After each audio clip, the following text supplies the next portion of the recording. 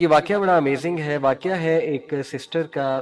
انہوں نے خود یہ واقعہ سنایا اور میں نے ایک جگہ پڑھا تو میں نے کہا سب کے ساتھ فائدے کے لیے انشاءاللہ ضرور شیئر. یہ واقعہ وہ سسٹر خود سناتی ہیں کہ ان پر بہت سخت قسم کا کالا جادو ہوا, سحر, بلیک میجک, جس کی وجہ سے ان کی صحت بہت ڈاؤن رہتی تھی اور ان کا رشتہ نہیں ہوا. مطلب کافی زیادہ رشتے آتے تھے لیکن جب رشتہ پکا ہونے والا ہوتا تھا تو ایک دم سے جو ہے وہ رشتہ بریک ہو جاتا تھا فار نو ریزن. اور شی سیڈ کہ میں بالکل تھک گئی اور یہاں تک کہ ان کے ذہن میں آنے لگا کہ میرے ساتھ یہ کیوں ہوا, یعنی میں نے کبھی کسی کے ساتھ کچھ برا نہیں کیا ایویڈنٹلی, تو اللہ تعالیٰ کیسے الاؤ کر رہے ہیں اس ساری چیز کو. یعنی ان کے ذہن میں وسوسے بھی آنے لگ گئے اس کے حوالے سے. دیکھیں آئی نو کہ کبھی کبھی ہم بہت زیادہ سپرسٹیشیس بھی ہو جاتے ہیں چیزوں کو لے کے کہ جادو ہو گیا ہر چیز پہ کہتے ہیں بندش ہو گئی. لیکن یہ میں آپ کو ایک ایسا واقعہ سنا رہا ہوں جہاں ایک جینون کیس ہے. دیکھیں جادو کا کمپلیٹ انکار بھی تو نہیں کرنا چاہیے, تو یہ ایک جینون کیس ہے سحر کا اور وہ سسٹر خود بتاتی ہیں اپنا واقعہ. بہرحال ہیلتھ ایشوز اور پھر دوسرا یہ والا جو چکر چل رہا ہے. شی سیڈ کہ میں نے بہت میڈیسنز کھائی, سائیکیٹرسٹ کے پاس بھی گئی, کاؤنسلنگز کروائیں کئی بار,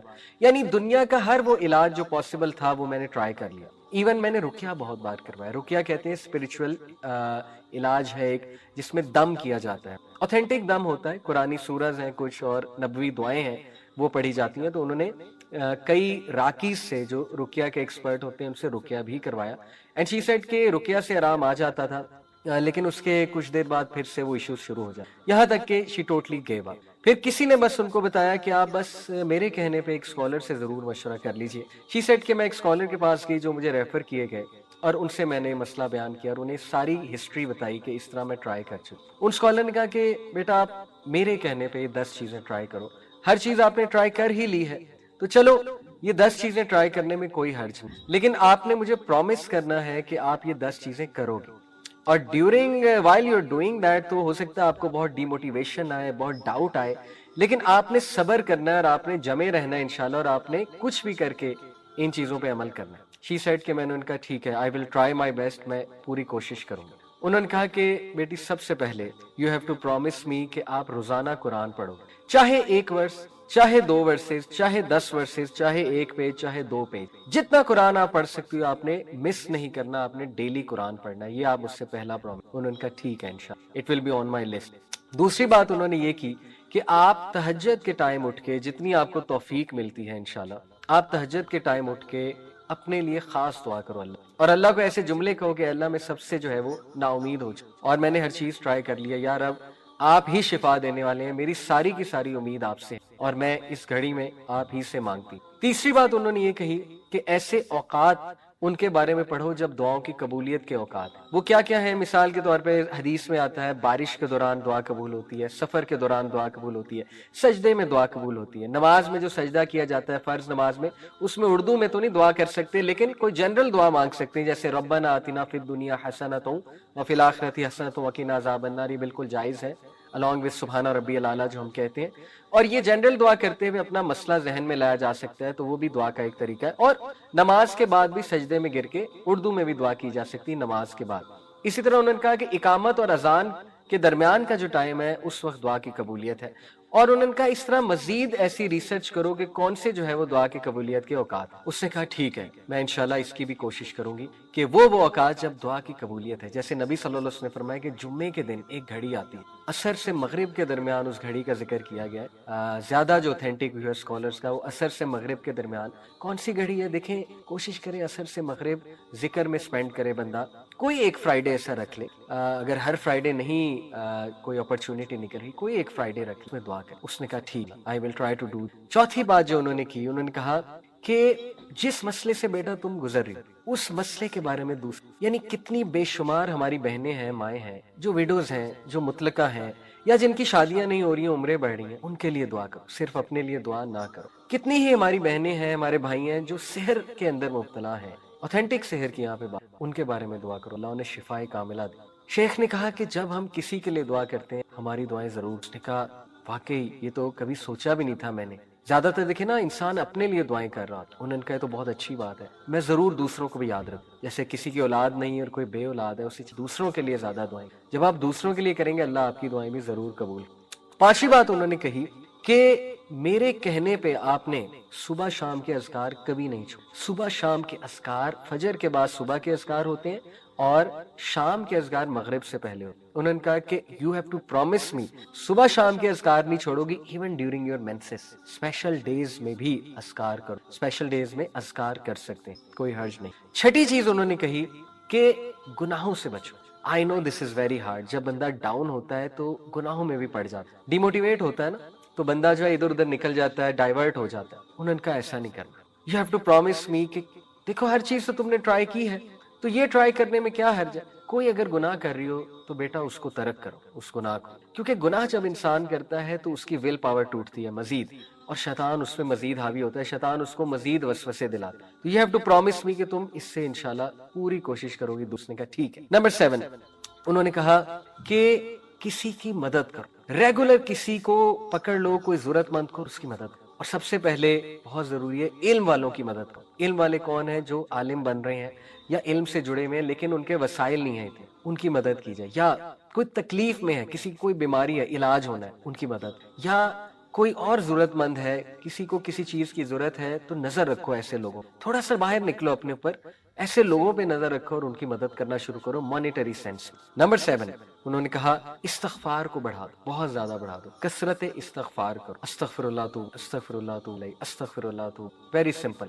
یہ مت سوچو میری زندگی میں مسائل کیا ہیں, ڈی موٹیویشن کو حاوی نہ ہونے دو, بس ایک بار ذہن سے نکال دو کہ مجھے کوئی مسئلہ نہیں ہے, اور استغفار کرو. اے اللہ میری غلطی ہے, میری غلطی ہے, استغفر اللہ. کیونکہ نبی صلی اللہ علیہ وسلم نے فرمایا جو کثرت استغفار کرتا ہے اللہ تعالیٰ اس کے لیے ریلیف ضرور نکالتا ہے, اور اسے وہاں سے دیتا ہے کہ اس کا گمان بھی نہیں. اور نمبر 8 انہوں نے کہا کہ مجھ سے وعدہ کرو کہ جب تم پہ شدید ڈی موٹیویشن, مایوسی اور غم حاوی ہوگا, تو اس دوران, اس مومنٹ میں تم نے وہ الفاظ اور وہ دعائیں کہنی ہیں جو ہمارے نبی کہا کریں. ادھر ادھر کی چیزیں نہیں کہنی, جو مارکیٹ میں چل رہی ہیں وہ چیزیں نہیں, جو سنت سے ثابت الفاظ ہیں وہ کہنے ہیں. پرومس میں دے. وہ کیا ہے؟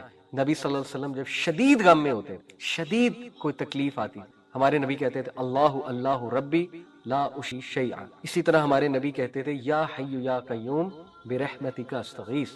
نمبر 9 انہوں نے کہا کہ بیٹا ہر سچویشن سے جو ریلیٹڈ دعا ہے, خصوصاً واش روم میں جانے کی دعا, اللہم انی اعوذ بک من الخبث والخبائث, گھر سے نکلنے کی دعا, بسم اللہ توکلت علی اللہ لا حول ولا قوت الا باللہ. شام کو, رات کو سونے کے جو اذکار ہیں بیٹا وہ تھام لو, وہ کرو, ریگولر کرو.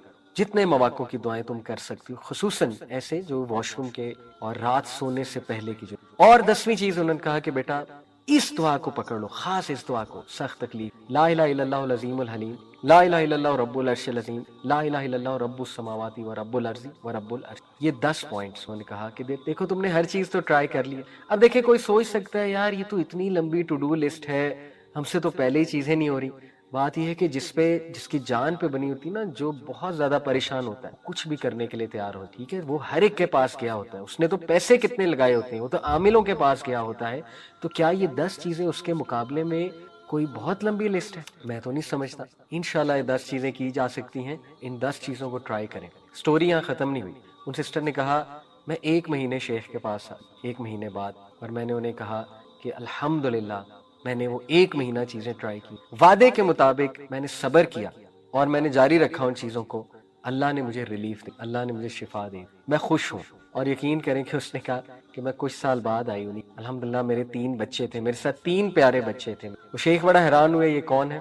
شی سیڈ شیخ میری شادی بھی ہو گئی, اللہ تعالیٰ نے مجھے 3 بچے بھی دیے, اور یہ کافی سالوں بعد ہو گئے. تو یہ اپنی وہ سکسیس سٹوری سناتی ہیں. دیکھیں یہ جو 10 چیزیں ہیں یہ وہ چیزیں ہیں جو ہمارے نبی صلی اللہ علیہ وسلم کی چیزیں ہم لوگوں کے پاس چاہتے ہیں. اس کا یہ مطلب نہیں کاؤنسلنگ نہیں کروا سکتے یا کسی اچھے سے مشورہ نہیں کر, لیکن بتانے کا مقصد یہ ہے جب تک بھائیوں اور بہنوں آپ خود چیزیں ٹرائی نہیں کریں گے, اللہ کے قریب خود سے نہیں ہوں گے, دوسروں پہ زیادہ ریلائی کریں گے, آپ کا توکل اللہ پہ نہیں ہوگا, تب تک گارنٹی کوئی نہیں ہے کہ آپ کو سکون ملے یا چیزیں حل ہوں.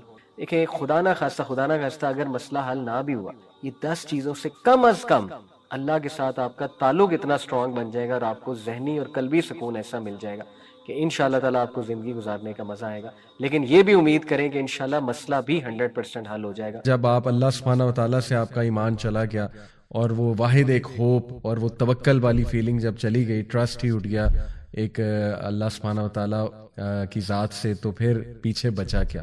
تو الحمدللہ ہم لکی ہیں, اللہ تعالیٰ نے ہمیں اپنا تعارف کروایا, اللہ تعالیٰ نے ہمیں توکل کے بارے میں بتایا. اللہ تعالیٰ کے پرومسز قرآن میں درج ہیں, اور سبحان اللہ وہ پرومسز کتنی انگزائٹیز اور کتنی ڈپریشنز کا علاج ہیں, اور کتنے ان وعدوں میں ایک راحت ہے, اور کتنے ان پرومسز میں ایک ہیپینس ملتی ہے.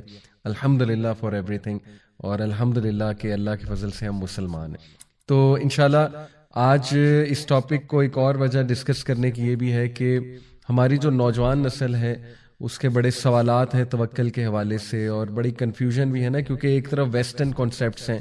ویسٹرن کانسیپٹس آف سکسیس میں بہت زیادہ بتایا جاتا ہے سیلف ریلائنس بیسڈ کانفیڈنس, کہ تم ہی سب کچھ ہو, تم ہی کر لو گے, اور دبا کے کانفیڈنٹ ہو, اور سپر ڈپر کانفیڈنٹ ہونا چاہیے بندے کو.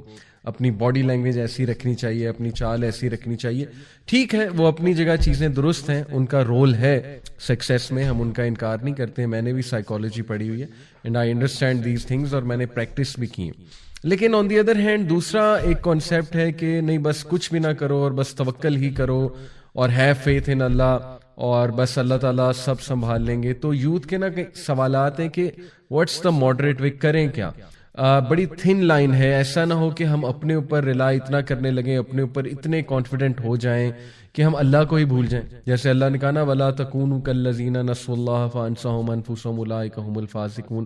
کیا تم نے دیکھا ان لوگوں کو جو اپنے آپ کو جو اللہ کو بھول گئے, تو اللہ نے انہیں ان کا آپ بھلا دیا, یہی لوگ فاسق ہیں. تو ایسا نہ ہو, یا ایسا نہ ہو کہ ہماری ایگو اتنی انفلیٹ ہو جائے اور ہم اپنے آپ کو لٹرلی خدا سمجھنے لگیں کہ سب کچھ ہمارے ہاتھ میں. یہ بھی قرآن میں اللہ نے مینشن کیا, جیسے کہ سورہ العلق میں بھی اللہ سبحانہ وتعالیٰ نے فرمایا ہے کلا ان الانسان لا یطغی, کہ بے شک انسان جو ہے وہ اپنی لمٹس کراس کر جاتا ہے, حدیں پار کر دیتا ہے. کیوں؟ کیونکہ وہ سمجھتا ہے کہ وہ سیلف سفیشینٹ ہے. یہ اگلی آیت میں اللہ نے بات کی. تو ایسا نہ ہو کہ ہم خود ہی خدا بننے لگیں. تو بڑی تھن لائن ہے. ویسٹرن کانسیپٹس میں توکل والی چیز کچھ نہیں ہے, نہ ہی اس میں اللہ کا کوئی کانسیپٹ ہے, نہ روحانیت کا کوئی کانسیپٹ ہے.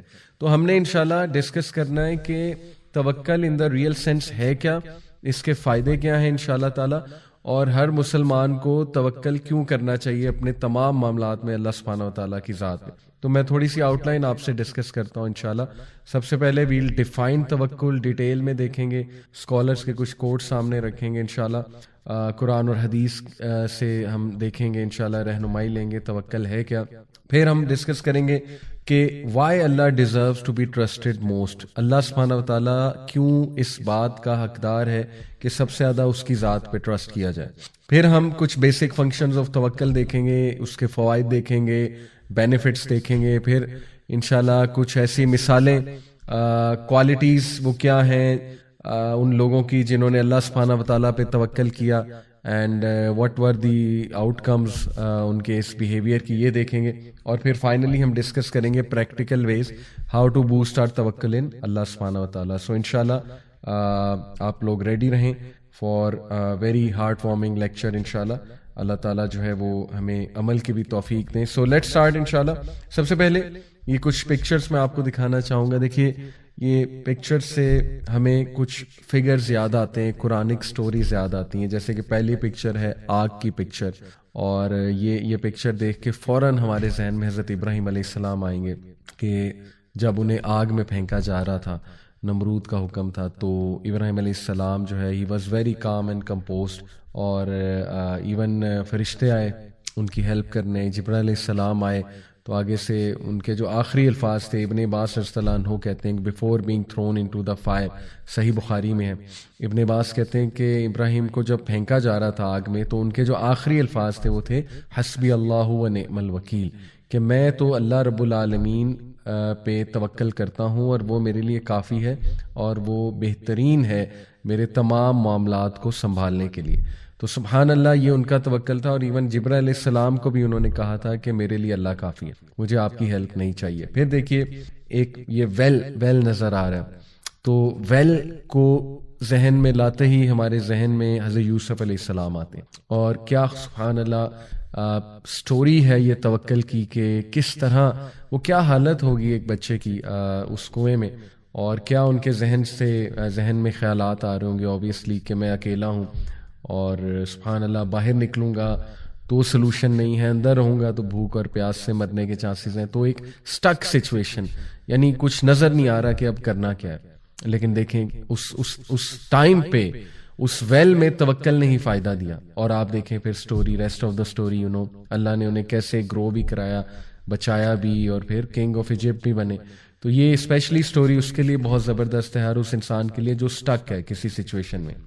پھر یہ جو تصویر آپ کے سامنے ہے، مچھلی کے پیٹ میں ایک انسان، سمندر کی گہرائی میں یونس علیہ السلام. سبحان اللہ، اگین یہ تو بہترین سٹوری ہے اس انسان کے لیے جو ٹوٹلی ڈارکنس میں، اور اسے نظر ہی کچھ نہیں آ رہا، ٹوٹلی سٹک ہے. تو دیکھیں وہاں پہ انہوں نے جو کلمہ ادا کیا، لا الہ الا انت سبحانک انی کنت من الظالمین، یہ بہترین دعا ہے ایسے انسان کے لیے جس کو سمجھ ہی کچھ نہیں لگ رہی کہ میں کروں کیا. یہ دعا راحت دینے والی دعا ہے اور ڈسٹریس کو دور کرنے والی دعا ہے. صحیح حدیث میں آتا ہے، اللہ کے نبی صلی اللہ علیہ وسلم نے کہا کہ جو میرے بھائی کی اس دعا کو بہت زیادہ پڑھے گا، اللہ تعالیٰ اس کو ہر ریلیف سے، ہر ڈسٹریس سے انشاءاللہ جو ہے وہ ہر ڈسٹریس سے اس کو جو ہے وہ ریلیف دے گا. تو یہ پکچر. پھر یہ جو ابھی آپ کے سامنے پکچر ہے، اس میں ایک ندی میں ایک باسکٹ ہے اور وہ بہائی جا رہی ہے. تو یہ اوبیسلی آپ کے ذہن میں فوراً موسیٰ علیہ السلام کی والدہ آئیں گی کہ کیا توکل تھا اس مدر کا. یعنی اٹ از انبلیویبل. یہ ایک ٹو بی آنیسٹ اگر اس کو مٹیریل نگاہ سے دیکھا جائے تو آج ہم کہہ سکتے ہیں جی یہ تو ایک فولش ایکٹ ہے، لیکن کیا اللہ نے ان کو سکینت دی ہوگی اور کیا ان کو یقین تھا اللہ کی گارنٹی پہ، اللہ سبحانہ تعالیٰ کی ذات پہ، کہ انہوں نے اپنے بچے کو جو ہے وہ اس طرح ندی میں بہا دیا. اور پھر دیکھیں کہ ریسٹ آف دا سٹوری کہ یہ جو ہے باسکٹ فرعون کے محل تک پہنچ گئی اور موسیٰ علیہ السلام کی پرورش پھر وہاں پہ ہوئی. تو سبحان اللہ، یہ ہمارے سامنے قرآنک سٹوریز ہیں. اور پھر یہ ایک اور پکچر آپ کو نظر آ رہی ہے، خاتون جو ہے وہ ولڈرنس میں ہیں، ماؤنٹینز ہیں، ڈیزرٹ ہے، بنجر ایریا ہے. تو ان کو دیکھتے ہی ہمیں حضرت ہاجر رضی اللہ عنہا جو ہے ان کی ذات یاد آتی ہے. تو انشاءاللہ اس میں بھی بہت لیسنز ہیں توکل کے، میں آپ کو ڈیٹیل میں بھی بتاؤں گا. تو سبحان اللہ، قرآن میں آ جا کے جتنی بھی سٹوریز ہیں ان سب میں ہر نبی، ہر کیریکٹر کا توکل واضح نظر آ رہا ہے. تو یہ ہمارے لیے اس لیے یہ سٹوریز ہمارے دل کو نرم کرنے والی اور ہمارے دل کو راحت اور تقویت دینے والی سٹوریز ہیں. یہ بلکہ قرآن میں اللہ نے خود کہا کہ اے نبی، یہ سٹوریز ہم آپ کو اس لیے بتاتے ہیں تاکہ آپ کا دل مضبوط ہو. تو ان سٹوریز پہ غور و فکر بھی کرنا چاہیے اور تلاوت بھی کرنی چاہیے قرآن مجید کی زیادہ سے زیادہ. اب ہم ڈیفینیشن پہ آتے ہیں. تو دیکھیے، دا ورڈ التوکل is derived from the word وکالا which literally means to entrust something with someone. وکلا جو ہے، جو اس کا روٹ ورڈ ہے، اس کا معنی یہ ہے کہ کسی کو کوئی چیز سونپ دینا، اور ٹو پٹ ہم in charge of a matter, یا اس کو انچارج بنا دینا، رکھوالا بنا دینا کسی میٹر کا، کسی کام کا. And to rely on